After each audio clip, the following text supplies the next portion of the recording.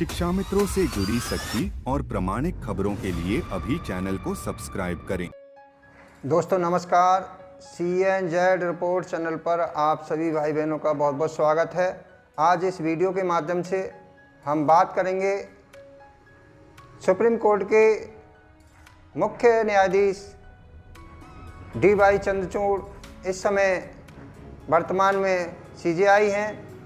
जब से उन्होंने CJI का पद संभाला है, तमाम कई मामले ऐसे जो फैसले उन्होंने अपने आप दिए थे वो भी फैसले बदले हैं, अपने पिताजी के भी फैसले बदले हैं और बहुत सारे ऐतिहासिक फैसले उन्होंने दिए हैं, जिसमें 12 सितंबर 2015 को शिक्षा मित्रों का भी फैसला सुना करके समायोजन निरस्त किया गया था।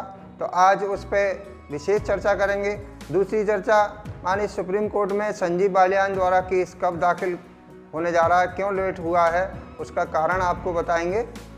लेकिन आपसे निवेदन है कि वीडियो पूरा ज़रूर देखें, अंत तक बने रहें।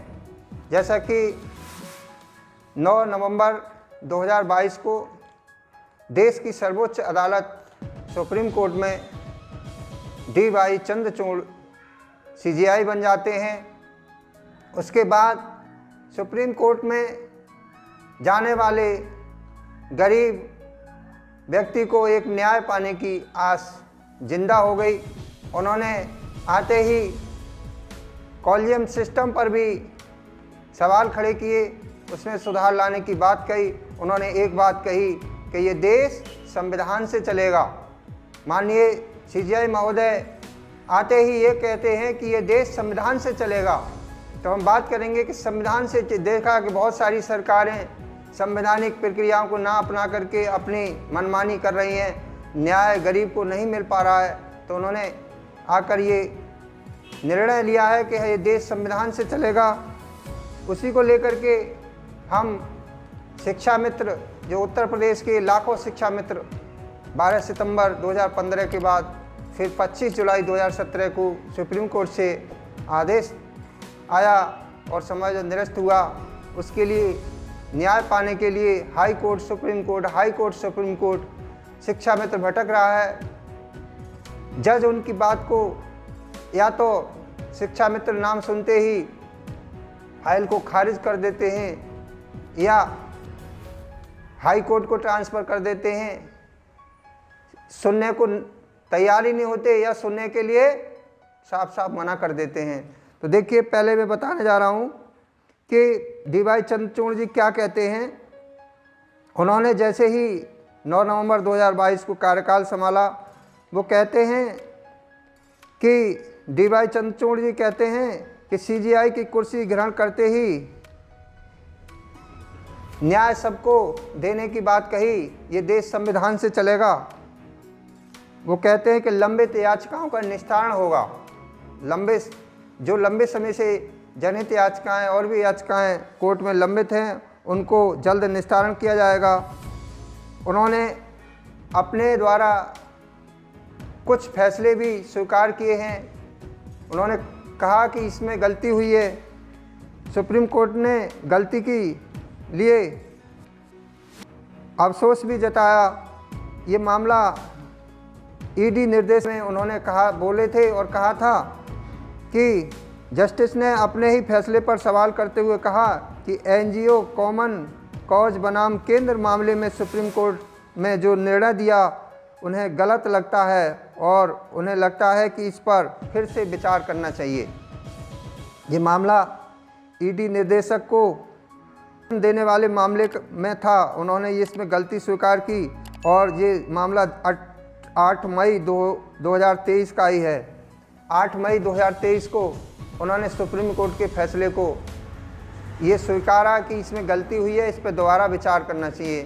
तो माननीय CJI महोदय उत्तर प्रदेश के शिक्षा मित्रों को भी न्याय सही से नहीं मिला है, वो भी संदेह उत्पन्न करता है।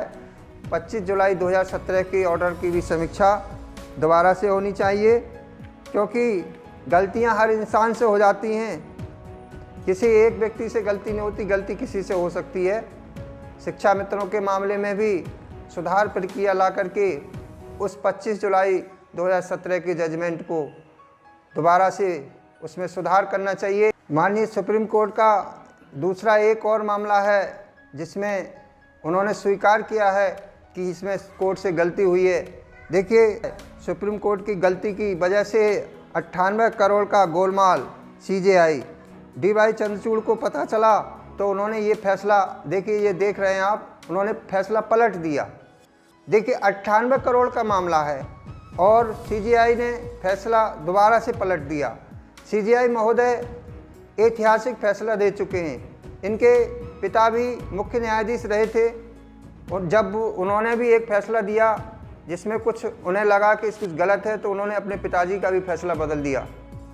तो जो व्यक्ति अपने पिताजी के फैसले बदल सकता है, क्योंकि उन्हें न्याय करना है, सही और गलत देखना है, तो मुख्य न्यायाधीश एक ईश्वर की श्रेणी में आते हैं। क्योंकि जब देश की सरकारें, चाहे वो केंद्र सरकार हो चाहे राज्य सरकार हो, जब किसी भी व्यक्ति का शोषण करती हैं और उनको प्रताड़ित करती हैं तो न्याय के लिए हाई कोर्ट और सुप्रीम कोर्ट में व्यक्ति न्याय पाने के लिए जाता है, क्योंकि न्यायपालिका ही उस व्यक्ति को संरक्षक का कार्य करती है, उसको न्याय दिला करके उसके अधिकारों को जिंदा करती है। तो साहेब शिक्षामित्र भी उत्तर प्रदेश के निवासी हैं, भारत के नागरिक हैं, 5-6 साल से न्याय के लिए भटक रहे हैं। कहीं ना कहीं उनके न्याय उनके साथ नहीं हुआ है। 25 जुलाई 2017 का फैसला राजनीति से प्रेरित रहा है। कहीं ना कहीं उसमें शिक्षा मित्रों की बात को ना सुन करके, उनकी एक भी दलील को शामिल ना करते हुए एक तरफा फैसला दिया गया है। अगर शिक्षा मित्रों की दलील को शामिल किया जाता तो शिक्षा मित्र जो 22 वर्ष से सेवा दे रहा है, अपनी जवानी उसने 22 वर्ष की इस बेसिक शिक्षा में देने के बाद स्नातक की योग्यता रखते हुए विशिष्ट यानी BTC भी कर रखी है और TET और CTET भी परीक्षा पास कर रखी है, जो एक मानक NCT का होता है, उसे भी पूरा करता है और उसे कोर्ट ने अयोग्य कहा है। तो ये न्यायपालिका को देखना होगा कि देश में चल क्या रहा है, न्याय क्यों नहीं सही से मिल पा रहा। तो इसमें कुछ लोग न्याय के लिए जा रहे हैं तो उनकी याचिकाओं को शिक्षा मित्र नाम से रजिस्टर्ड नहीं किया जाता, नाम सुनते ही सुनने से मना किया जाता है। क्या शिक्षा मित्र भारत के नागरिक नहीं हैं? आपने माननीय CJI महोदय, आपने भी अभी एक दिल्ली कॉलेज के बच्चों से मिलने गए थे, उसमें आपने कहा था कि मैं चाहता हूं कि न्यायपालिका, हम लोग आम व्यक्ति तक चल के जाएं, न्यायपालिका हर व्यक्ति के पास जाए ताकि हर व्यक्ति को, हर गरीब को न्याय मिल सके। तो महोदय, एक शिक्षा मित्र भी पीड़ित है। आज उत्तर प्रदेश के शिक्षा मित्र से ज़्यादा पीड़ित कोई भी कर्मचारी नहीं है। 6,000 शिक्षा मित्र मौत को प्राप्त कर चुके हैं। 6,000 शिक्षा मित्र की मौत, सरकार को एक पैसा नहीं देना, उनको मदद नहीं दी गई है और सरकार से मदद ना मिलना, 6,000 शिक्षा मित्रों की मौत हो जाना, ये बहुत बड़ा जनहित का मामला है। इस पर ज़रूर विचार करना होगा। शिक्षा मित्र 22 साल से सेवा देने के बाद रिटायर होने लगे हैं। कुछ शिक्षा मित्र 60 साल की उम्र पूरे कर चुके हैं। आप जो देख रहे हैं, जो शिक्षा मित्रों के फ़ोटो, अभी एक साहब मार्च के महीने में रिटायर हुए हैं। उनकी सेवा निवृत्ति सरकार ने एक आदेश जारी कर दिया कि 60 साल की उम्र पूरे होते ही रिटायर हो जाएंगे, खाली हाथ घर चले जाएंगे। दूसरे शिक्षा मित्र आप देख रहे हैं, अभी जो मई के महीने में रिटायर हुए हैं। ऐसे तमाम शिक्षा मित्र रिटायर होने लगे और घर चुपचाप नहीं बैठ रहे हैं। ना कोई उनको वेतन है, ना उनको कोई फंड है। अब वो अपना जीवन कैसे गुजारेंगे? जबकि शिक्षा मित्र टीचर बन गए थे तो उन्होंने एक सपना देखा था कि हमारे परिवार में हम सहायक अध्यापक बन गए हैं, परिवार अच्छा चलेगा, एक पेंशन भी मिलेगी, रिटायर होने के बाद एक फंड भी मिलेगा। और आज शिक्षा मित्र को कुछ नहीं मिल रहा। शिक्षा मित्र को मिल रही है आत्महत्या करना। क्या चुने? जब सरकार शोषण करेगी, न्यायपालिका से न्याय नहीं मिलेगा, तो आप ही बताइए शिक्षा मित्र कहाँ जाएगा?